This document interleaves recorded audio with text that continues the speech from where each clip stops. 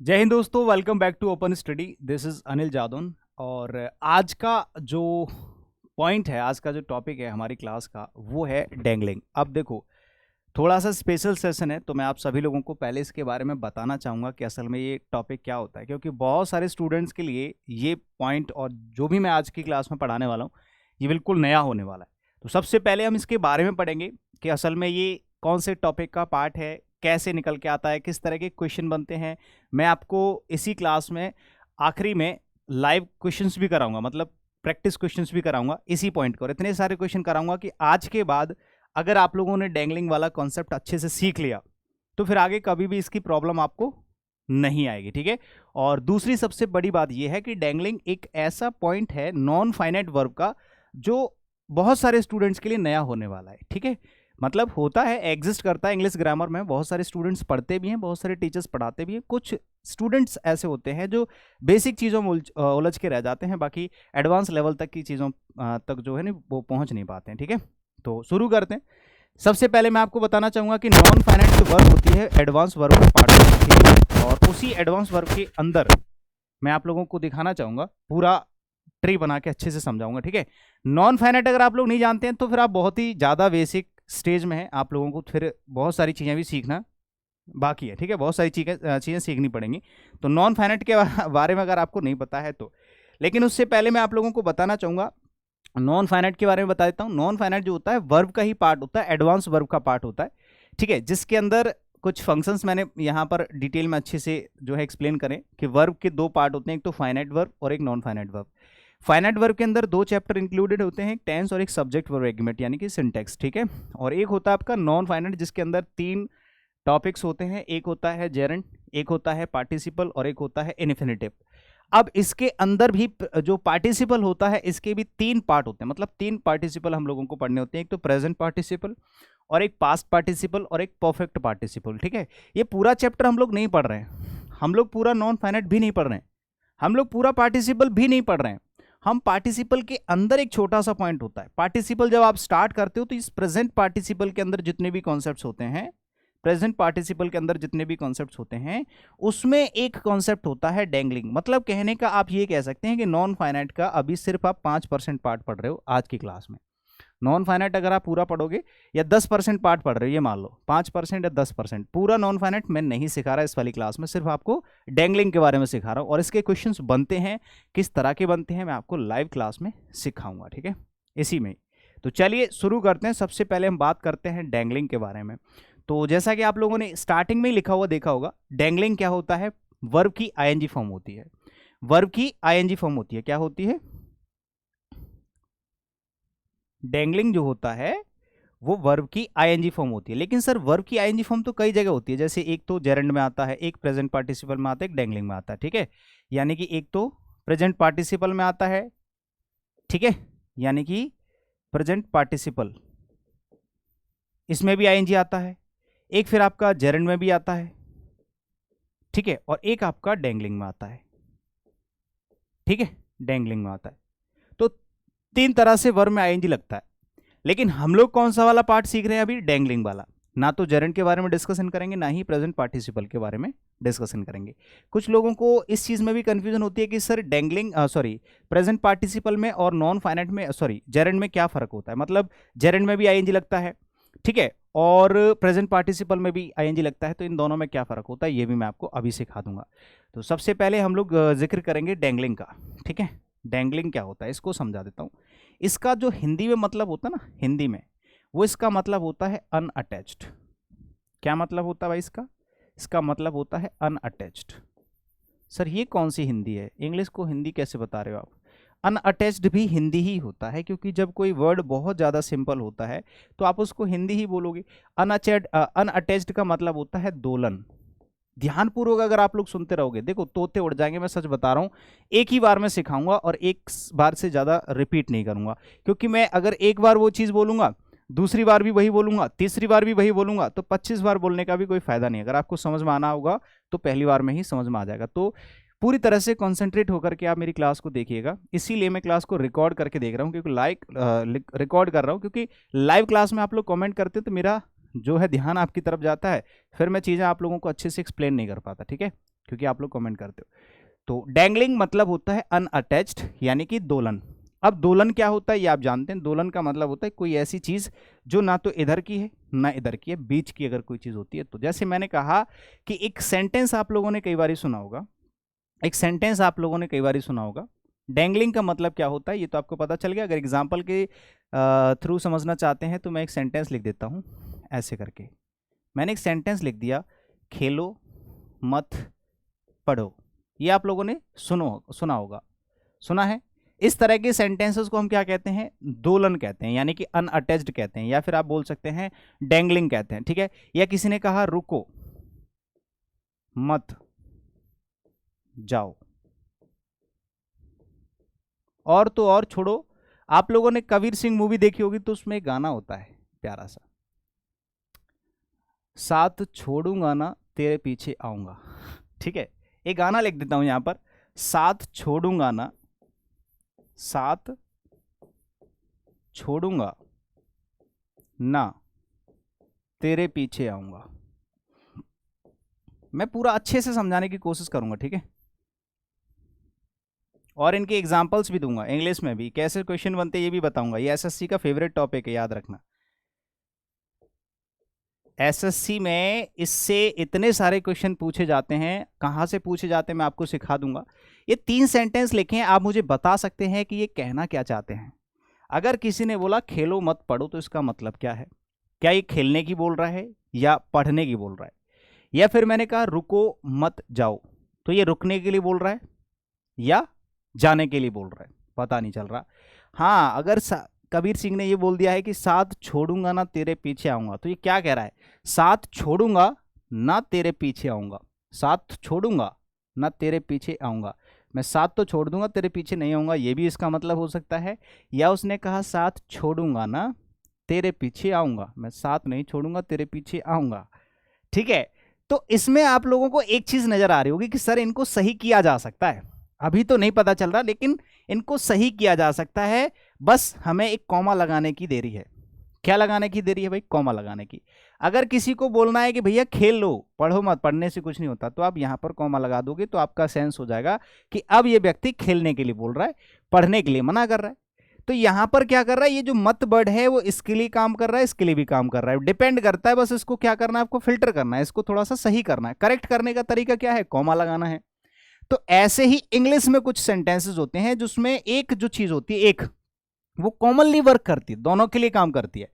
अगर आप उसको सही जगह लिखते हैं या उसको सही करते हैं, करेक्ट करते हैं, तब तो उसका सेंसिबल सेंटेंस बन जाएगा, अदरवाइज वो गलत का गलत रहेगा, उसको सही करना ही पड़ेगा, ठीक है। अच्छा, ऐसे ही नीचे वाले में मत चाहो, अगर देखो यहां पर कॉमा लगा दोगे तो भी, ये तो दोनों के लिए आ रहा है, कॉमा लगाना है आपको, बस कहां लगाना है ये डिपेंड करता है कि वो बोलना क्या चाह रहा है। अगर खेलने की मना कर रहा है तो पढ़ने के लिए बोल रहा है, यहां कॉमा लगा दो, समझ गए। तो डिपेंड करता है कि आप कहां पर आप कॉमा लगा रहे हैं, दोनों में से कहीं पर भी लगा सकते हैं, वो डिपेंड करता है सेंस कैसा चाहिए। ऐसे ही रुको मत जाओ, रुको मत जाओ, या फिर आपने ऐसे बोल दिया रुको मत जाओ, यहां रुको मत चले जाओ।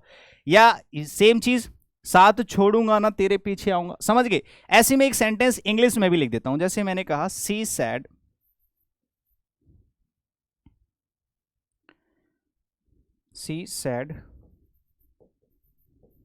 टू मी टुडे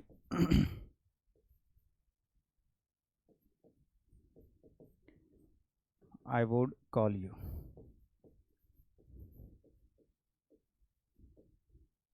एक सेंटेंस ऐसे लिख दिया। सेम सेंटेंस है, she said to me today I would call you, उसने मेरे से कहा कि मैं आज तुम्हें कॉल करूंगा, या उसने मेरे से कहा आज कि मैं तुम्हें कॉल करूंगी। क्या मतलब है, इसका क्या कहना चाह रहा है। यहां पर फिर से आपको एक चीज नजर आ रही होगी, टुडे। क्या चीज नजर आ रही है भाई, यहां पर एक चीज नजर आ रही है, टुडे। अब ये जो टुडे है वो इसके लिए भी काम कर सकता है और वो इसके लिए भी काम कर सकता है। कहने का मतलब बस आपको कॉमा लगाने की देरी है। अगर आप यहां पर लगा देते हो तो टुडे उसके लिए काम करने लगेगा। वो कह रहा है कि सी सेड टू मी, उसने मेरे से कहा कि आज वो मुझे कॉल करेगी, समझ गए। या फिर अगर आप लोगों ने यहां पर कॉमा लगा दिया तो इसका मतलब क्या हो जाएगा, she said to me today, उसने आज मेरे से कहा कि वो मुझे कॉल करेगी। मतलब आज कहा है कि वो मुझे कॉल करेगी, कब करेगी पता नहीं है, लेकिन अगर उसने कहा है मेरे से कि वो आज मुझे कॉल करेगी, आज कॉल करेगी या आज कहा है, आज कॉल करेगी या आज कहा है, तो पता नहीं चल रहा। अगर मैं इसमें कॉमा हटा दूं तो आप पता नहीं कर पाओगे कि असल में ये कहना क्या चाह रहा है सेंटेंस, ठीक है। तो this type of sentences is called dangling, ठीक है। अब ये तो रहे आपके कुछ हिंदी के सेंटेंसेस और कुछ इंग्लिश के सेंटेंसेस जिसमें आपको मात्र कॉमा लगाना है और आपका सेंटेंस का सेंस सही हो जाएगा। लेकिन ऐसे ही कुछ सेंटेंसेस हमारे एग्जामिनेशन में क्वेश्चन के तौर पर पूछे जाते हैं, वहां पर गलती सिर्फ कॉमा की नहीं होती है, वहां पर कंप्लीटली गलती एक सेंटेंस के सब्जेक्ट की मानी जाती है। वहां पर क्या होता है, एक सब्जेक्ट होता है और दो एक्शन उससे करवाए जाते हैं, एक ही सब्जेक्ट से दो काम करवाए जाते हैं। अगर दोनों काम करने में सक्षम है तो सेंटेंस सही है, सक्षम नहीं है तो सेंटेंस गलत है। अब कैसे उसको फाइंड आउट करना है, कैसे उसकी गलती पता करते हैं, कैसे एग्जाम में क्वेश्चन पूछे जाते हैं, उसकी प्रैक्टिस कितनी करनी है, कितने टाइप के डैंगलिंग होते हैं, ये मैं आप लोगों को बता देता हूं, ठीक है। तो सबसे पहले हम बात करते हैं कि असल में डैंगलिंग जो होते हैं वो कितने टाइप के होते हैं, ठीक है। डैंगलिंग के दो टाइप होते हैं, टाइप ए, ठीक है, टाइप ए और टाइप बी। दो तरह के टाइप जो है डैंगलिंग के क्वेश्चन एग्जामिनेशन में पूछे जाते हैं इंग्लिश में, ठीक है। तो दोनों ही चीज आपको समझनी है, सीखनी है। डैंगलिंग समझेंगे भैया, चलो आगे चलते हैं।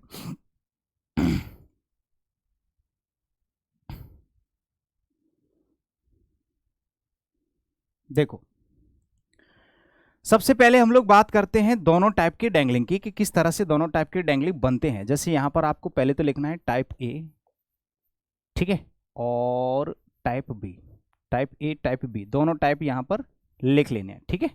अब एक चीज और समझना जरा ध्यान से, एक चीज और समझ लेना कि यहां पर ये जरूर लिखना है आपको कि असल में डैंगलिंग होता क्या है। डैंगलिंग होता है मेन वर्ब की आईएनजी फॉर्म, बस, ठीक है। वर्ब में जब आईएनजी लगता है उसी को डैंगलिंग कहा जाता है। अब आईएनजी दो तरीके से सेंटेंस में लग सकता है, दो तरह से उसके क्वेश्चन पूछे जाते हैं, किस तरह के दोनों ही समझ लेते हैं, ठीक है। ऊपर आप लोगों ने यहां पर लिखा दो टाइप के डैंगलिंग होते हैं, ठीक है। ऊपर हेडिंग तो बना ही लोगे ना, यहां पर छोटी सी एक हेडिंग बना लो, डैंगलिंग। आप लोगों को मैंने डैंगलिंग इतनी बार बोल दिया है कि आपके दिमाग में डैंगलिंग डैंगलिंग ही चल रहा होगा, ठीक है। मेन वर्ब की आईएनजी फॉर्म क्या लिखोगे, ये क्या होता है, मेन वर्ब की आईएनजी फॉर्म को डैंगलिंग कहा जाता है। कैसे क्वेश्चन पूछे जाते हैं ये मैं आपको अभी सिखा देता हूं। देखो, दो टाइप के डैंगलिंग होते हैं, दो टाइप के सेंटेंसेस के बन सकते हैं। कैसे, पहला टाइप का सेंटेंस होता है जो मेन वर्ब की आईएनजी से स्टार्ट होता है, मेन वर्ब की आईएनजी फॉर्म से स्टार्ट होगा। किससे स्टार्ट होगा भाई, मेन वर्ब की आईएनजी फॉर्म से स्टार्ट होता है वो सेंटेंस, ठीक है। और एक होता है टाइप बी, इसके अंदर क्या होता है, बी में आईएनजी लगा देता है, ये भी तो मेन वर्ब होती है बट इसका अलग कॉन्सेप्ट होता है, इसीलिए मैं आपको दूसरे तरीके से सिखाऊंगा, ठीक है। दोनों में थोड़ा थोड़ा सा डिफरेंस होता है, इसीलिए मैं आपको अलग अलग सिखाऊंगा। अगर कोई सेंटेंस है और बीइंग से स्टार्ट हो रहा है, बीइंग से स्टार्ट होता है ये वाला सेंटेंस, ठीक है, और एक होता है मेन वर्ब की आईएनजी फॉर्म से स्टार्ट, दोनों को समझ लेते हैं। दोनों का एक एग्जांपल लिखूंगा। जैसे मैंने एक सेंटेंस लिखा मैंने एक सेंटेंस लिखा, एक सेंटेंस लिखा, ड्राइविंग अ कार। बहुत ही मजेदार चीज है भाई, सब अगर सीखोगे तो मजा आएगा। ड्राइविंग अ कार,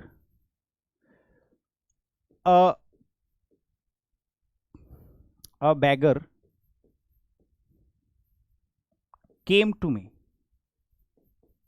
एक सेंटेंस जरा चेक कर लो सभी लोग, ये क्या कहना चाहता है। सभी लोग एक बार चेक कर लो कि ये कहना क्या चाहता है। सभी लोग एक बार सेंटेंस को चेक कर लो, ठीक है। थोड़ा सा एग्जामाइन करो, यही है, जब आप इसको पहचानना शुरू कर दोगे तो मजा आ जाएगा, आप लोग अपने आप समझ जाओगे कि मैं कहना क्या चाहता हूं। एक बार सभी लोग इसकी तरफ नजर गड़ा लो, ठीक है भाई। बताओ, driving a car a beggar came to me, beggar, beggar को सही कर लेना, ठीक है भाई।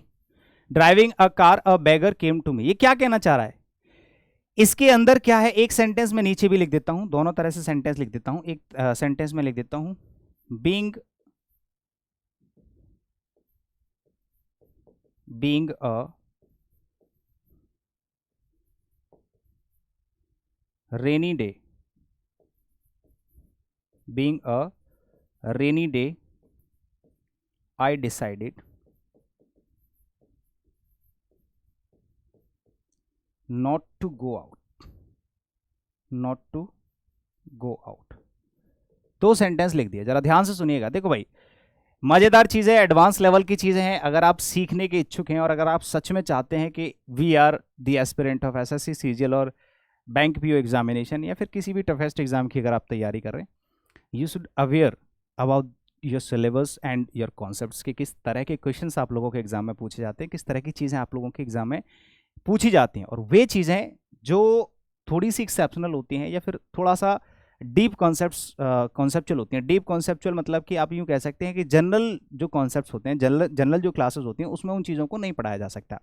जैसे नॉन फाइनाइट हो गया, टेंस के एडवांस पार्ट हो गए, वर्ब का टेंस जो है हो गया पार्ट, या फिर आपके और भी बहुत सारे कॉन्सेप्ट्स होते हैं, है ना, बहुत सारे टॉपिक्स होते हैं। तो उनमें से कुछ ऐसी चीज़ें होती हैं जो हमेशा हमें इग्नोर करने का मन करता है, क्योंकि वो थोड़ी सी कॉम्प्लिकेटेड होती हैं। अब उनको इग्नोर तो कर देते हैं, उनकी वजह से हमारा एक क्वेश्चन 2 क्वेश्चन हमेशा गलत होता है। इसीलिए ना तो हम टॉपर बन पाते हैं, क्योंकि टॉपर बनने के लिए आपके पास 100% नॉलेज होनी चाहिए, वो हमारे पास नहीं होती है। हम एक्सपेक्ट करते हैं कि कैसे न कैसे करके हमारा एग्ज़ाम निकल जाए। हम इस चीज़ पर फोकस नहीं करते कि कैसे न कैसे करके हमें पूरा सिलेबस आ जाए, कि इससे बाहर कुछ जाए ही ना। सीखने की कोशिश नहीं करते, हम चाहते हैं कि बस कैसे भी करके एग्ज़ाम में पास हो जाए। आज का जो सिस्टम हो गया है तैयारी करने का, बिल्कुल भी अलग हो गया। सब लोग क्या करते हैं, क्वेश्चन लगा रहे होते हैं, प्रैक्टिस लगा रहे होते हैं, टाइम पर आकर के पढ़ाई कर रहे होते हैं, दिन दूनी रात चौगुनी मेहनत कर रहे हैं, मतलब 4-4 गुनी मेहनत कर रहे हैं, लेकिन कर रहे हैं वो एंड टाइम पर। प्रिपेयर नहीं हो रहे हैं, वो तैयारी नहीं करते, अब सीधे पढ़ाई करते हैं। पेपर आ गया, नोटिफिकेशन आ गया, तैयारी शुरू। तो प्रिपरेशन जो है, प्रिपरेशन आप लोगों को करनी है हमेशा टाइम रहते, समय रहते। अगर तैयारी शुरू करोगे तो आप लोगों को जो है बहुत सारी चीज़ें सीखने को मिलती हैं, पूरा सिलेबस जब आप पढ़ते हो, ठीक है। तो ये वही कॉन्सेप्ट्स हैं जो जनरली आपको हर क्लास में, यूट्यूब पर, कहीं पर भी नहीं मिल सकते। मिलेंगे भी तो टीचर भी थोड़ा सा परेशान हो जाएगा, बच्चे भी परेशान हो जाएंगे कि सर पता नहीं क्या सिखा रहे हैं। अब देखो इसमें क्या किया हमने इसमें क्या किया, एक सेंटेंस लिख दिया कि भैया driving a car a beggar came to be. इसका मतलब कहने का क्या है, ये कह रहा है कि कार ड्राइव करते हुए एक गरीब मेरे पास आया, कार चलाते हुए एक गरीब मेरे पास आया। तो इसका कहने का मतलब क्या है कि अगर एक व्यक्ति है और वो गरीब है और भिखारी है और वो कार चला करके मेरे पास आ रहा है, तो असल में भिखारी कौन है? इसका कहने का मतलब यह है कि कार चलाते हुए एक भिखारी मेरे पास आया, तो असल में भिखारी कौन है? जिसके पास कार होगी वो तो भिखारी नहीं होगा भाई। भिखारी कौन होगा फिर? समझ गए? तो कहीं ना कहीं सेंटेंस स्ट्रक्चरली तो सही है बट सेंसिबली गलत है, ठीक है। अब इस चीज को पहचान तो आपने लिया, लेकिन पहचानने का तरीका क्या है सर, इसको पहचानते कैसे हैं? आपने तो चलो पहचान लिया, अभी आप हो समझा रहे हो तो ठीक है, समझ में आ गया, लेकिन असल में हम पहचानेंगे कैसे? मैं आपको वही चीज सिखा रहा हूं। पहचानना अगर सीख जाओगे तो ठीक करने में कुछ नहीं है, सही करने में तो कुछ है ही नहीं है, सही तो आप आराम से कर लोगे। इस पूरे सेंटेंस में सब्जेक्ट है एक, ये है आपका सब्जेक्ट। क्या है? सब्जेक्ट।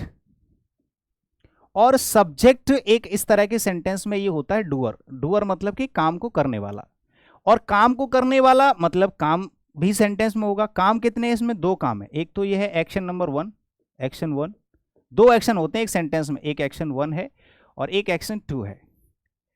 तो ऐसा कोई बहुत बड़ा रूल नहीं है कि एक आदमी 2 काम नहीं कर सकता, कर सकता है, बट वो पॉसिबल भी तो होना चाहिए, ठीक है। मैंने कहा कि अगर इस तरह का सेंटेंस लिखा हुआ है जिसके अंदर एक सब्जेक्ट है बट उसमें काम 2 हो रहे हैं, तो आपको एक काम करना है कि इस सब्जेक्ट से दोनों काम करवा के देख लो।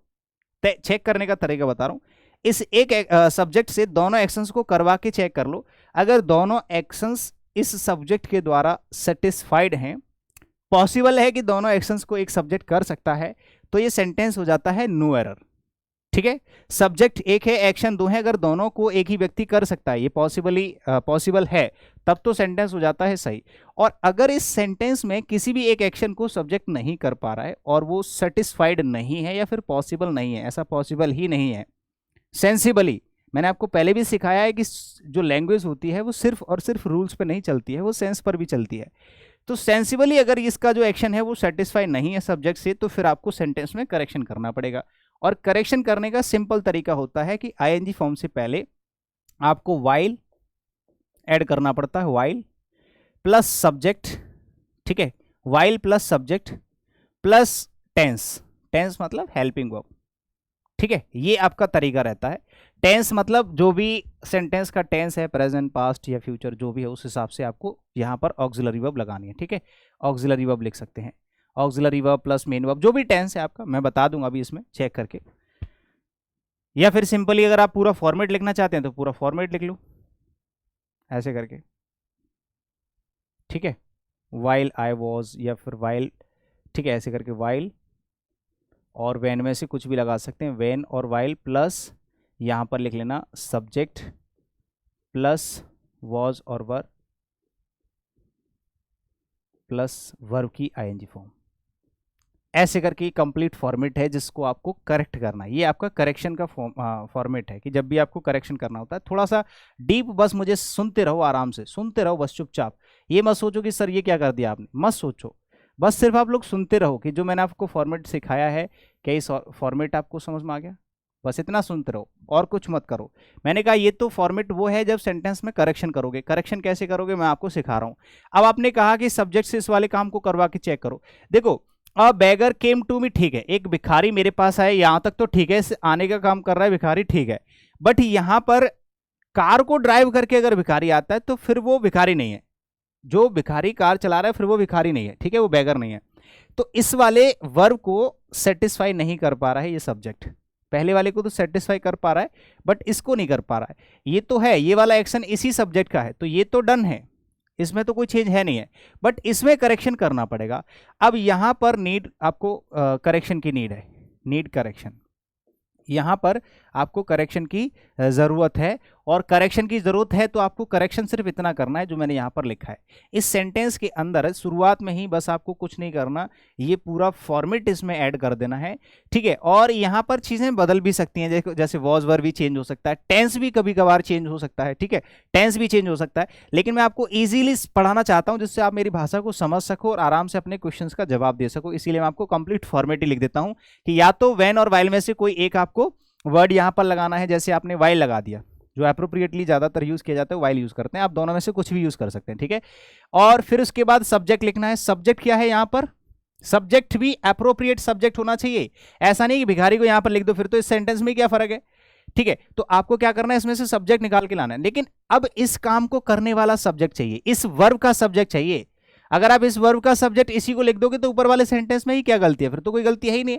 तो इस वर्ब का सब्जेक्ट क्या है कि कार को ड्राइव मैं कर रहा था, जब मैं कार ड्राइव कर रहा था तब एक भिखारी मेरे पास आया। तो इस सेंटेंस में जो ऑब्जेक्ट लिखा हुआ है ये वाला, यहां से आप सब्जेक्ट निकाल के लाओगे, आई, मी का आई सब्जेक्ट हो गया, फिर आप वॉज या वर में से कुछ लगाओगे तो वॉज लगा दोगे, फिर ये वाला आईएनजी फॉर्म लगाओगे तो ये हो जाएगा व्हाइल आई वॉज ड्राइविंग। जब मैं आप लोगों को इनके क्वेश्चंस कराऊंगा अभी थोड़ी देर में, बस ये 2 एग्जांपल खत्म होते ही मैं बहुत सारे सेंटेंसेस आप लोगों को देने वाला हूं प्रैक्टिस के तौर पे, जो आप खुद से सॉल्व करोगे और मजा आएगा, ठीक है। While I was driving a car, जब मैं एक कार को ड्राइव कर रहा था तब अ बैगर, दोनों वर्ब्स के लिए आपको अलग अलग सब्जेक्ट की जरूरत पड़ेगी। केम टू मी, मेरे पास आया, ये सेंटेंस अभी जो है करेक्ट हुआ है, पहले गलत था, समझ गए मेरी बात। While I was driving a car a beggar came to me, जब मैं कार चला रहा था तब एक भिखारी मेरे पास आया। सेम ऐसा ही सेंटेंस बीइंग से शुरू होता है, यहां पर क्या दिक्कत होती है, ये भी सेम, देखो चेक करने का तरीका होता है सेम, बिल्कुल सेम, बट करेक्शन करने का तरीका जो थोड़ा सा चेंज होता है, थोड़ा सा अलग होता है। जैसे मैंने कहा यहां पर सब्जेक्ट कितने हैं मेरे भाई, सब्जेक्ट कितने हैं, इसमें एक ही तो सब्जेक्ट है आई, और एक्शन कितने हैं इसमें, अभी कितने हैं, एक्शन 2 हैं, एक एक्शन तो ये है और एक एक्शन आपका ये है। अब ये कह रहा है being a rainy day, being a rainy day, इसको चेक करने का तरीका जो है अलग है, सॉरी चेक करने का तरीका तो सेम है और करेक्शन करने का तरीका थोड़ा सा अलग है। तो देखो कैसे, जैसे मैंने कहा इस सब्जेक्ट से इस वाले काम को करवा के चेक करो, इसका मतलब होता है होने के नाते, ऐसे करके बोलते हैं being a rainy day, rainy day होने की वजह से या रेनी डे होने के नाते हमने, यानी कि मैंने डिसाइड किया नॉट टू गो आउट, मतलब बाहर जाने के लिए, बाहर ना जाने के लिए डिसाइड किया कि अब मैं बाहर नहीं जा रहा, क्यों, क्योंकि बारिश हो रही है। तो अब मैंने कहा कि क्या ये बीइंग वाला काम आई कर सकता है, I being a rainy day, मैं बारिश का दिन होने के कारण, मैं बारिश का दिन होने के कारण घर से बाहर नहीं गया या घर से बाहर जाने का डिसीजन नहीं लिया, ठीक है। तो यहां पर रेनी डे भी खुद है और डिसाइड भी खुद कर रहा है, तो भाई बारिश का दिन मैं तो नहीं हो सकता, मैं बारिश का दिन तो नहीं हो सकता, समझ गए, बारिश का दिन तो दिन होगा, बारिश का दिन होने की वजह से मैंने डिसाइड किया कि मैं बाहर नहीं जाऊंगा, तो मैं बारिश का दिन नहीं हूं, बारिश के दिन के लिए सब्जेक्ट अलग होना चाहिए, यानी कि दिन जो है वो कोई और होगा, इसके लिए अलग से सब्जेक्ट चाहिए। तो यहां पर रेनी डे एक नॉन लिविंग सब्जेक्ट है, नॉन लिविंग नाउन है, इसीलिए ये आई जो है इसका काम कर ही नहीं सकता, रेनी डे आई हो ही नहीं सकता। ठीक है, तो इस एक्शन को भी पता कर लिया आप लोगों ने कि ये सब्जेक्ट इस एक्शन को सेटिस्फाई नहीं कर पा रहा है, तो यहां पर फिर से इस वाले एक्शन को ये सेटिस्फाई नहीं कर पा रहा है, बट इसको कर पा रहा है, इसको कर पा रहा है, तो इसमें भी आपको करेक्शन करना पड़ेगा। बट यहां पर देखो, यहां पर भी करेक्शन की जरूरत है, तो यहां पर लिख दोगे नीड करेक्शन। क्या लिखना पड़ेगा? Need correction. यहां पर आप लिख सकते हैं करेक्शन रिक्वायर्ड। अब देखो करेक्शन रिक्वायर्ड है तो भाई कैसे करेक्ट करोगे इसको? करेक्ट करने का सिंपल तरीका ये होता है कि यहां पर आपको इस जो है ऑब्जेक्ट के हिसाब से सब्जेक्ट लगाना पड़ेगा, इस रेनी डे के अकॉर्डिंग सब्जेक्ट लगाना पड़ेगा। तो यहां पर तो हम लोग ये वाला फॉर्मेट ऐड कर दे रहे थे जब आपका लिविंग नाउन था, एक्शन को एक लिविंग नाउन कर रहा था, वाइल और व्हेन, फिर आई वॉज ऐसे करके। लेकिन यहां पर आपको डे के हिसाब से प्रनाउन लगाना है इट, बस और कुछ नहीं करना, इट लगाना है और बाकी सब कुछ ऐसे के ऐसे लिख देना है। It being a rainy day, it being a rainy day, it being a rainy day. ठीक है, क्योंकि डे के लिए इट लगा दिया। I decided not to go. एक और मतलब प्रॉब्लम होती है स्टूडेंट्स की कि सर जो कॉन्सेप्ट्स हम लोग सीखते हैं, चाहे किसी भी टीचर से सीख लो, कॉन्सेप्ट्स एक बार हम लोग सीख जाते हैं, इसमें कोई दिक्कत है ही नहीं है, सच बताएं।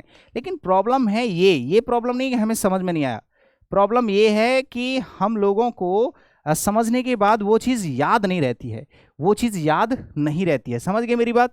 वो चीज़ याद नहीं रहती है, तो वहां पर क्या करना होता है कि सर याद कैसे किया जाए। ठीक है, देखो it being a rainy day, देखो रेनी डे की स्पेलिंग सही कर लेना यार, स्पेलिंग थोड़ा बोर्ड के पास खड़े होते हैं ना तो दिक्कत होती रहती है।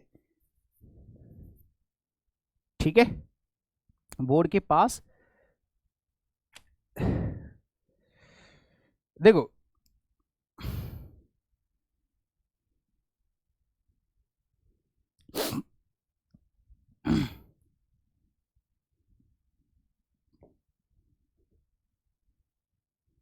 इसको उठा दो यहां से और वही लगा। देखो जब हम लोगों को रूल्स याद करने होते हैं, जब हम लोगों को रूल्स याद करने होते हैं तब क्या होता है, वहाँ पर एक प्रॉब्लम आती है कि सर ये चीज़ हमने सीख ली, ठीक है, अब इसको याद कैसे करें? तो याद करने का सिंपल एक तरीका होता है कि हम लोग क्वेश्चन नहीं करते हैं। अब मैं आपको एक ही टाइप के इतने सारे क्वेश्चन कराने वाला हूँ कि आज के बाद इनको कभी भूलोगे नहीं। ठीक है, आप इस वाले कॉन्सेप्ट को तो कभी भूलोगे नहीं, लेकिन बस मैं एक बार आपको रिवाइज और कराना चाहूँगा। मैं चाहता हूँ कि हर तरह से आपको कंप्लीटली समझ में आ जाए। Driving a car, a beggar came to me. Check करने का तरीका है कि सब्जेक्ट से इस वाले काम को करवा लो और इस वाले काम को करवा लो। अगर दोनों को सही तरीके से कर लेता है, सेटिस्फाइड है दोनों एक्शन, पॉसिबल है, तब तो सेंटेंस ऐसा ही सही है, इसमें कोई करेक्शन की रिक्वायरमेंट नहीं है। लेकिन अगर किसी काम को एक काम को सेटिस्फाई नहीं कर पा रहा है, जैसे इसको नहीं सेटिस्फाई कर पा रहा है, क्योंकि अगर वो भिखारी है तो कार कैसे ड्राइव कर सकता है? ठीक है, तो इसमें आपको करेक्शन ये करना है। यहाँ पर करेक्शन क्या करना है, इसमें आपको अलग से सब्जेक्ट ऐड करना होता है अकॉर्डिंग टू ऑब्जेक्ट। ठीक है, यहाँ पर जैसे कि it being a rainy day, rainy day होने के कारण तो यहाँ पर हमने डे के अकॉर्डिंग इट लगा दिया, बस और कुछ नहीं करना। बाकी सेम टू सेम पूरा का पूरा सेंटेंस ऐसे नोट डाउन कर देना है।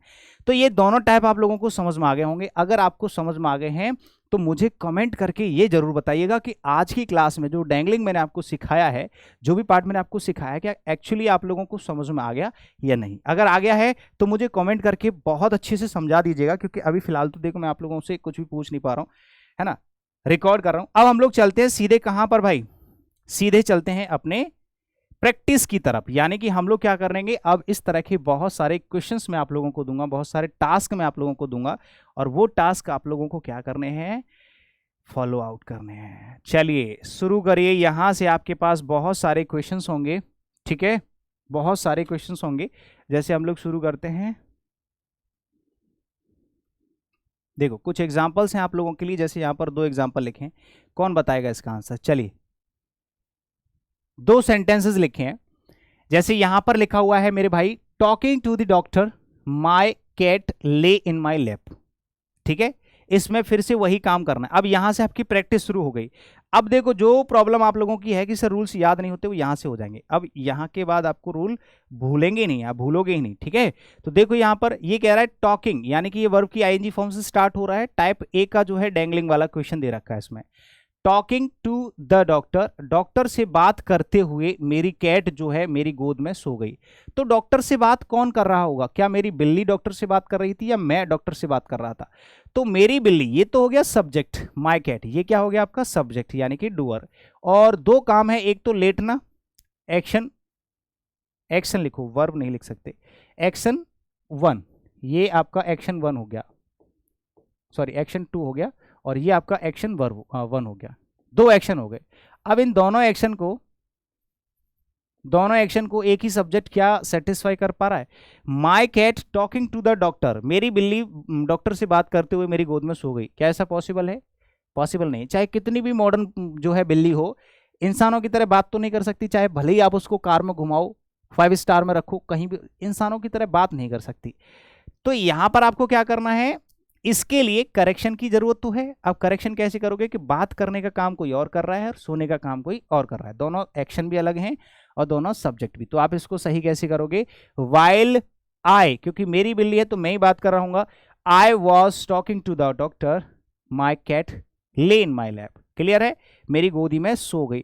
तो यहां पर जो रिक्वायरमेंट है, किसकी रिक्वायरमेंट है भाई? करेक्शन की। वो आप लोगों को मैंने सिखा दिया कैसे जो है करेक्शन करते हैं। While I was talking to the doctor. Same दूसरा सेंटेंस है, ये सारे के सारे सेंटेंसेस मैं आपको प्रैक्टिस करा रहा हूं, आप बनाओ खुद से। यहां एक और सेंटेंस है, waiting at the station, station पर वेट करते हुए एक ब्रिक, ब्रिक मतलब ईंट, गिर गई मेरे पैर पर। तो क्या ईंट वहां पर जो है वेट कर रही थी या कोई और कर रहा था? बताओ, क्या एक ईंट जो है वो स्टेशन पर वेट करते हुए मेरे पैर पर गिर गई? तो वहां पर ईंट जो है वेट कर रही थी, वेट करने का काम ईंट करेगी या गिरने का काम? गिरने का काम तो ठीक है कर रही है, ठीक है, बट वेट करने का काम तो कौन कर रहा होगा? मैं कर रहा हूंगा, क्योंकि मेरे पैर पे गिरी है। यहां पर माई फर्स्ट पर्सन है तो इसी के हिसाब से सब्जेक्ट निकल के आएगा आई। तो फिर से करेक्शन की जरूरत वही होगी, क्या होगा? While I was. देखो, वाइल को आप रिप्लेस कर सकते हैं वैन से, ठीक है, वाइल को आप रिप्लेस कर सकते हैं वैन से। आप चाहो तो वैन लगाओ, आप चाहो तो वाइल लगाओ, दोनों में से कुछ भी लगा सकते हैं। बाकी सिंपल तरीका मैंने आपको सिखा दिया है। ये फेल जो है ये भी सेकंड फॉर्म है, तो पास्ट में आपको वॉज वर प्लस आईएनजी लगाना पड़ेगा। आप क्या करोगे? While I was waiting at the station, जब मैं स्टेशन पर वेट कर रहा था तब एक ईंट जो है मेरे पैर पर गिर गई। तो करेक्शन करने का आसान तरीका है, आप लोगों को पता चली गया है, ठीक है भाई। अच्छा, ऐसे ही और भी बहुत सारे सेंटेंसेस बनाओ, सभी लोग खूब अच्छे से टाइम लो। जैसे यहां पर लिखा हुआ है, walking in the garden, garden में वॉक करते हुए मतलब कि टहलते हुए एक सांप ने उसको काट लिया। तो सांप जो है वो वॉक कर रहा था और उसने उसको काट लिया। सब्जेक्ट कितने हैं इसमें? सब्जेक्ट कितने हैं जरा चेक करके बताओ। सब्जेक्ट इसमें एक है और इसमें एक्शन कितने हैं? एक तो काटने वाला एक्शन, एक टहलने वाला। तो टहलने वाला काम कौन कर रहा था? जब वो लड़की उस गार्डन में टहल रही थी तब एक सांप ने उसको काट लिया, ना कि एक सांप वहां पर टहल रहा था और उसने उस लड़की को काट लिया। सांप कहीं टहलता नहीं है, ठीक है, वो क्या करता है? रेंगता है। समझ गए मेरी बात? तो वॉक तो वो नहीं कर रहा होगा। तो यहां पर सी यानी कि उस लड़की को काटा है, तो अब इसका सब्जेक्ट आई नहीं होगा। हर जगह आप वाइल आई वॉज मत कर देना। अब यहां पर क्या करोगे भाई? ये भी सेकंड फॉर्म है, तो यहां पर हर के हिसाब से सब्जेक्ट निकाल के लाना है कि जो व्यक्ति इस काम को कर रहा था। तो यहां पर आप क्या करोगे? वाइल और when she was walking, while और वैन में से कुछ भी लगाओ। She was walking in the garden, जब वो लड़की वहां पर जो है गार्डन में टहल रही थी तब एक सांप ने उसको काट लिया। क्लियर? ऐसे याद हो जाएंगे कि अच्छा, इसमें एक एडवांस, इसमें भी कंफ्यूजेबल क्वेश्चंस होते हैं, इसमें भी कंफ्यूजन जो होगी आप लोगों को वो भी मैं आपको बताऊंगा किस तरह के सेंटेंसेस में जो है कंफ्यूजन हो सकती है। जैसे एक सेंटेंस यहाँ पर लिखा हुआ है, कुछ लोग इसको भी गलत कर देते हैं, और ये वो क्वेश्चन हैं जो आपके पिछले एग्जामिनेशन में, एसएससी एग्जामिनेशन में पूछे गए हैं, ठीक है। Riding on a horse a lion attacked him, riding on a horse, एक घोड़े पर राइड करते हुए या सवार होते एक लॉयन ने यानी कि एक शेर ने उस पर अटैक कर दिया। तो ये जो सब्जेक्ट है लॉयन, क्या ये घोड़े पर सवार होकर आएगा? एक शेर ने घोड़े पर सवार होते हुए या सवार होकर के उस पर अटैक कर दिया, ऐसा तो नहीं होगा। राइडिंग मतलब राइड करते हुए, घुड़सवारी करते हुए एक शेर ने उस पर अटैक कर दिया, नहीं। जब वो व्यक्ति घोड़े पर सवार था तब उस पर एक शेर ने अटैक कर दिया। तो यहां पर सब्जेक्ट हमारा वो हिम से निकल के आएगा, हिम यानी कि हिम का सब्जेक्ट हो जाएगा ही। तो फिर से वही, वाइल ही वॉज या फिर when he was riding on a horse, जब वो एक घोड़े पर सवार था तब उस पर एक शेर ने अटैक कर दिया। क्लियर है? उसके बाद आता है वॉकिंग अलोंग द रोड। बहुत सारी प्रैक्टिस करा रहा हूँ, इससे आप कभी भी ये भूलोगे नहीं, क्योंकि ये कन्फ्यूजेबल पॉइंट है। तो मेरा फर्ज बनता है कि मैं आपको बहुत सारे क्वेश्चंस करा दूं। जैसे यहाँ पर लिखा हुआ है walking along the road my pen fell down, मतलब रोड के किनारे टहलते हुए, रोड के किनारे टहलते हुए जो मेरा पेन है वो नीचे गिर गया। तो मेरा पेन जो है वॉक कर रहा था क्या रोड के किनारे? नहीं कर रहा होगा। तो रोड के किनारे कौन वॉक कर रहा है? भैया मैं कर रहा हूं। तो while I was walking along the road my pen fell down, while I was walking along the road my pen fell down. Entering then, then नहीं है, ये द है, एंटरिंग द रूम, ठीक है, entering the room my plate fell down, entering then नहीं है, entering the room है, ठीक है। कमरे में घुसते समय मेरी प्लेट नीचे गिर गई। तो मेरी प्लेट एंटर कर रही थी कमरे में या मैं एंटर कर रहा था?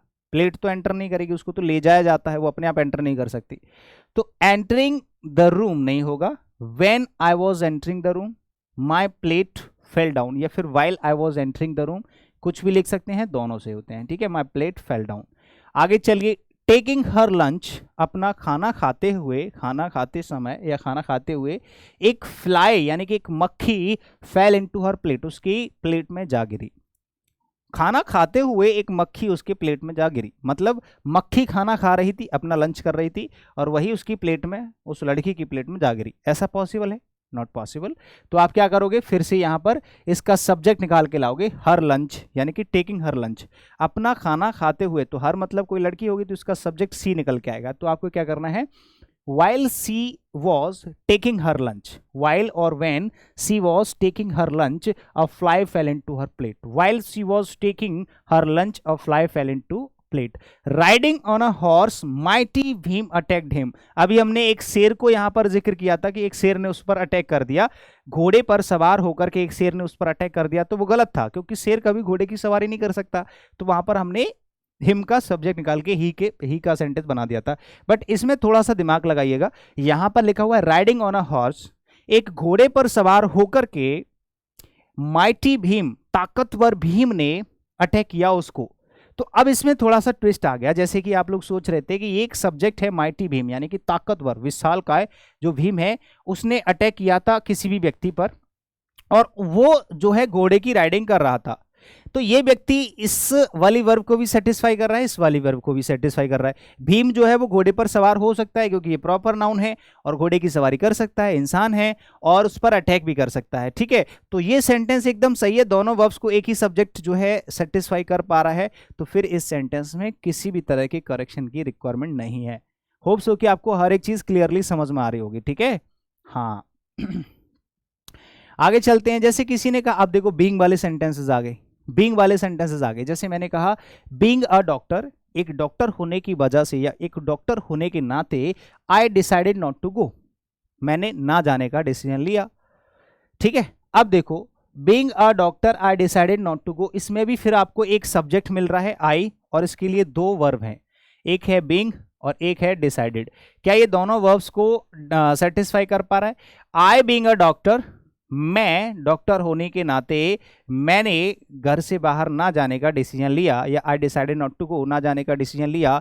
तो इन दोनों वर्ब्स को एक ही सब्जेक्ट सेटिस्फाई कर सकता है। वो व्यक्ति डॉक्टर भी हो सकता है, इंसान है, मैं डॉक्टर भी हो सकता हूं, और मैं डिसाइड भी कर सकता हूं। तो इस सेंटेंस में भी किसी भी तरह की कोई करेक्शन की रिक्वायरमेंट नहीं होगी, ये आपका नो एरर हो जाएगा। लेकिन ऐसा ही एक और सेंटेंस आ गया, देखो बीइंग अ पॉपर, पॉपर मतलब होता है दीन, या फिर आप बोल सकते हैं गरीब। क्या बोल सकते हैं? गरीब।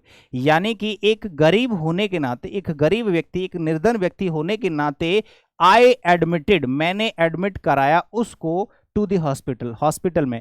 मतलब मेरे पास पैसा नहीं है, मैं बहुत गरीब हूं, एक रुपया नहीं है, खाने के पास, खाने के लिए भी जो है पैसे नहीं होते हैं, ऐसा होता है एक व्यक्ति, तो उसको पॉपर कहा जाता है, जिसके पास खाने तक के लिए पैसे नहीं होते हैं। तो मैं गरीब होने के नाते, बहुत ज़्यादा दीन और दुखी आत्मा गरीब होने के नाते मैंने उसको हॉस्पिटल में एडमिट कराया, मैंने उसका खर्चा उठाया। तो जब मैं गरीब हूं तो क्या मैं उसको हॉस्पिटलाइज करा सकता हूं? क्या मैं उसके हॉस्पिटल का खर्चा उठा सकता हूं? नहीं उठा सकता, नहीं करा सकता। तो ये वाला जो सब्जेक्ट है इस वर्ब को सेटिस्फाई नहीं कर रहा है। इसको तो कर रहा है कि मैंने उसको एडमिट कराया, बट मैं गरीब हूं इसको सेटिस्फाई नहीं करा रहा। या तो तुम गरीब ना होते, ठीक है, तो यहां पर गरीब कोई और है, जिसको मैंने एडमिट कराया है वो व्यक्ति गरीब है, उसके पास पैसे नहीं थे। तो यहां पर ये जो ऑब्जेक्ट है ना, यहां से सब्जेक्ट निकाल के लाना पड़ेगा ही, यानी कि वो व्यक्ति जो गरीब था, इसी वजह से मैंने उसको एडमिट करा दिया। तो यहां पर सेंटेंस कैसे सही हो जाएगा आपको पता है, ही बीइंग अ पॉपर, क्या हो जाएगा, ही बीइंग अ पॉपर, वह व्यक्ति गरीब होने के नाते, यानी कि गरीब कोई और है, वह गरीब होने के नाते मैंने उसको एडमिट कराया हॉस्पिटल में। इतना क्लियर है? होप सो कि आपको हर एक चीज बढ़िया तरीके से समझ में आ रही होगी, अगर आपने क्लास को शुरू से लेकर के अब तक अच्छी तरीके से देखा है तो। अब हम बात करते हैं एक और सेंटेंस की, जैसे यहां पर लिखा हुआ it being sunny day, it being sunny day I stayed at home. से जो मैंने आपको शुरुआत में एग्जांपल दिया, सेम वैसा एग्जांपल है। ये कह रहा है आई सब्जेक्ट है, दो काम है यहाँ पर, एक तो स्टे रुकने का काम कर रहा है, और एक, ये तो पूरा सेंटेंस ही बना दिया मैंने, ये तो पूरा सेंटेंस ही बना दिया है, यहाँ पर इट नहीं लगाना था, ये ऐसा था सेंटेंस, ठीक है, ये गलती से टाइप हो गया। मान लो ऐसे लिखा होता being a sunny day I stayed at here, तो अब आप क्या करोगे, अभी तो ये सेंटेंस नो एरर है भाई, क्योंकि इसमें जो है आई जो है स्टे का काम कर रहा है, और ये बीइंग सनी डे जो है वो, इससे पहले अगर इट लगा रहे हो तो सेंटेंस सही है, इट नहीं लगाओगे तो सेंटेंस गलत हो जाएगा। मैं दोनों ही चीज़ें सिखा देता हूँ। यहाँ पर देखो, ये जो मिस प्रिंटेड है यानी कि मिस टाइप हो गया है, असल में ये क्वेश्चन ऐसे था, being a sunny day, being a sunny day.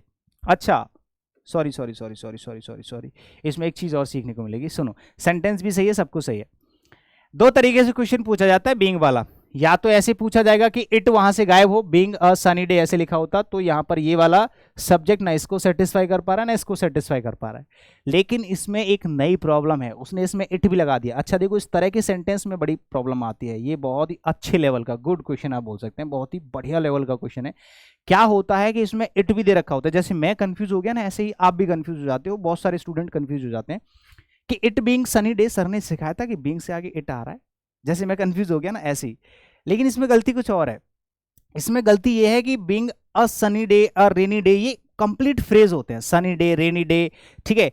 इनसे पहले आपको जो है डिटर्मिनल लगाना होता है, कभी भी ये अ सनी डे को सनी डे अकेला नहीं लिख सकते, ठीक है। इसमें इसकी गलती दे रखी है, देखो यहाँ पर जो है डिटर्मिनर ए दे रखा है ना, इसकी गलती यहां पर पूछी जा रही है, ठीक है। कभी भी आपको सनी डे या रेनी डे इस तरह से बोलना हो तो उससे पहले ए जरूर लगाना है, being a sunny day, being a rainy day, being a lazy, being a pauper, इस तरह से, ठीक है। इससे पहले डे से पहले तो डिटर्मिनर लगाना होता है, क्योंकि डे से पहले एक तो एडजेक्टिव लगा है, और विदाउट डिटर्मिनर से नाउन का कोई यहां पर वजूद नहीं रहेगा। तो हमेशा कभी भी आपको सनी डे, रेनी डे ऐसे करके लिखना है तो बीइंग अ सनी डे लिखना, वरना सेंटेंस गलत हो जाएगा, ठीक है। तो इसमें जो गलती है थोड़ी सी अलग है, याद रखना, ऐसे भी वो आपको कंफ्यूज कर सकता है, ऐसे भी वो आपको कंफ्यूज कर सकता है। अब एक और सेंटेंस लिखा हुआ है, crossing the road a car hit him, जब रोड को क्रॉस करते हुए कार ने उसको हिट कर दिया, रोड को क्रॉस करते हुए एक कार ने उसको हिट कर दिया। तो अब एक चेक करो, एक बात बताओ कि यहां पर जो है रोड को कौन क्रॉस कर रहा होगा, रोड को कौन क्रॉस कर रहा होगा, क्या एक कार जो है रोड को क्रॉस कर रही थी और उसी ने उसको हिट कर दिया? नहीं, कार रोड को क्रॉस क्यों करेगी, रोड पे कार चलती है, ना कि कार उसको क्रॉस करती है, क्रॉस करने का काम होता है किसी इंसान का। तो यहाँ पर यहाँ से सब्जेक्ट निकल के आएगा, ही निकल के आएगा, क्या निकल के आएगा, ही। यानी कि जब वो व्यक्ति रोड क्रॉस कर रहा था, while he was crossing the road, a car hit him, a car hit him. इतना क्लियर हो गया?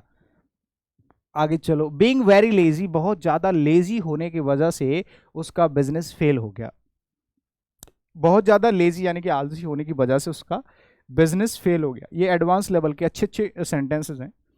तो यहां पर देखो, उसका बिजनेस जो है वो लेजी था या वो खुद व्यक्ति लेजी था, तो उसका बिजनेस लेजी नहीं है, वो खुद लेजी था, इसीलिए उसका बिजनेस फेल हुआ।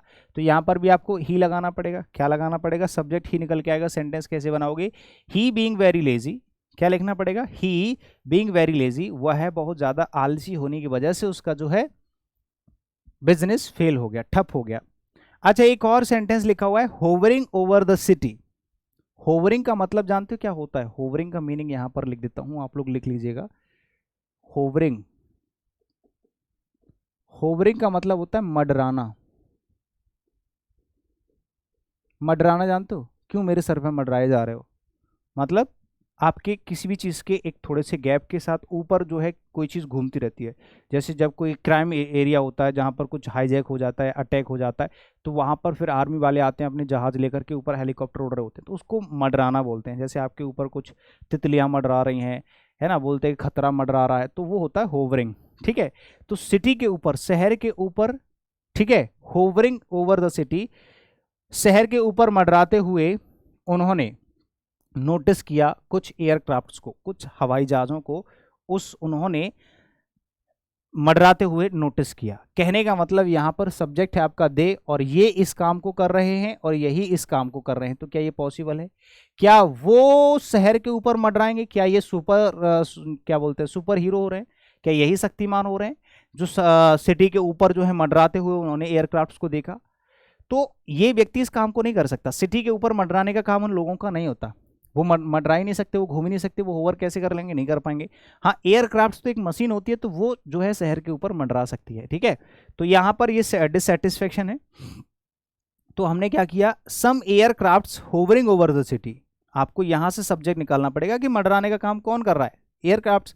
तो ये पूरा यहाँ से निकाल के लाए, some aircrafts hovering over the city, कुछ एयरक्राफ्ट्स शहर के ऊपर मंडराते हुए उन्होंने उनको नोटिस किया, दे नोटिस्ड सम एयरक्राफ्ट्स। यहां पर आपको सब्जेक्ट यहीं से निकालना है। क्लियर है? अच्छा, ऐसा ही एक और क्वेश्चन आता है, ये एकदम सही है। कुछ लोगों को इसमें डाउट होता है कि सर ये गलत है या सही है, तो ये सही है। ठीक है, पूरी तरह से जो मैं लिखा है। इसमें एक और क्वेश्चन ऐसा ही आता है, अगर इसी सेंटेंस का, ध्यान से सुनिएगा, अगर इसी सेंटेंस का हम पैसिव वॉइस बना देते हैं, इस वाले सेंटेंस का अगर हम पैसिव वॉइस बना देते हैं, तब आप क्या करोगे? जैसे मान लो मैंने यहां पर लिख दिया hovering over the city some aircrafts, तो यहां पर जो है पैसिव वॉइस बना दिया, जो सम एयरक्राफ्ट्स है उनको सब्जेक्ट बना दिया, बाकी वर्ब प्लस वर्ब की थर्ड फॉर्म, है ना। अब किसके द्वारा नोटिस किया गया ये हमने नहीं, यहां पर तो एक्टिव वॉइस था तो उन्होंने नोटिस किया है, ये सेकंड फॉर्म है, बट यहां पर वर्ब प्लस थर्ड फॉर्म है, कुछ एयरक्राफ्ट्स को नोटिस किया गया। तो यहां पर अब सब्जेक्ट क्या हो गया? सम एयरक्राफ्ट। ऊपर वाले में सब्जेक्ट कौन था? दे। तो अब एयरक्राफ्ट सब्जेक्ट का काम कर रहे हैं, तो वो इस वाले काम को भी कर सकते हैं, और ये नोटिस हो रहे हैं किसी के द्वारा, तो ये इस वाली वर्ब को भी सेटिस्फाई कर रहे हैं, क्योंकि पैसिव वॉइस है। ठीक है, अगर यहां पर ऐसे लिखा होता सम एयरक्राफ्ट्स नोटिस्ड, तो गलत हो जाता, वर नोटिस्ड। ठीक है, इनको नोटिस किया जा रहा है किसी और के द्वारा, तो ये वर्ब इस वाले सब्जेक्ट से सेटिस्फाइड है, ये वाली वर्ब भी इसके साथ सेटिस्फाइड है कि भाई कुछ एयरक्राफ्ट जो है होवर कर रहे थे और उसके साथ उनको नोटिस किया गया। तो hovering over the city some aircrafts were notice, मतलब ये सेंटेंस बिल्कुल भी एरर फ्री है और इसमें किसी भी तरह की करेक्शन की कोई रिक्वायरमेंट नहीं है। तो आप इस सेंटेंस को क्या कहोगे? नो एरर कहोगे। उम्मीद है कि आपको सारे के सारे सेंटेंसेस बहुत अच्छे से समझ में आ गए होंगे, और आज के बाद आपको डैंगलिंग का क्वेश्चन कभी भी परेशान नहीं कर पाएगा। आपको आज के बाद कभी भी डैंगलिंग का क्वेश्चन जो है परेशान नहीं कर पाएगा। ठीक है, तो थैंक यू सो मच। एक बार सभी लोग अपना रेस्पॉन्स जरूर करें कि क्लास आपको कैसी लगी। ठीक है, ये मैं आप लोगों को बोल रहा हूँ। ठीक है, यही क्लास हमारी एप्लीकेशन पर भी है और यही क्लास हमारी यूट्यूब पर भी है, इसीलिए जो लोग मुझे यूट्यूब पर देख रहे हैं वो इस क्लास को शेयर कर दें। वीडियो अगर पसंद आया तो लाइक करके मुझे कमेंट करके बता दें, और जो लोग एप्लीकेशन पर देख रहे हैं वो मुझे अगली क्लास में बता सकते हैं कि आपको क्लास में कुछ समझ में आया या नहीं आया। रिकॉर्ड करने का सिर्फ एक ही पर्पस था, क्योंकि फोकस्ड कॉन्सेप्ट है, इसको फोकस के साथ पढ़ना और पढ़ाना चाहिए। ठीक है, तो इसीलिए मैंने इसको रिकॉर्ड किया है। थैंक यू सो मच, मिलते हैं नेक्स्ट सेशन में, तब तक के लिए शुक्रिया। टेक केयर, जय हिंद एंड बाय बाय।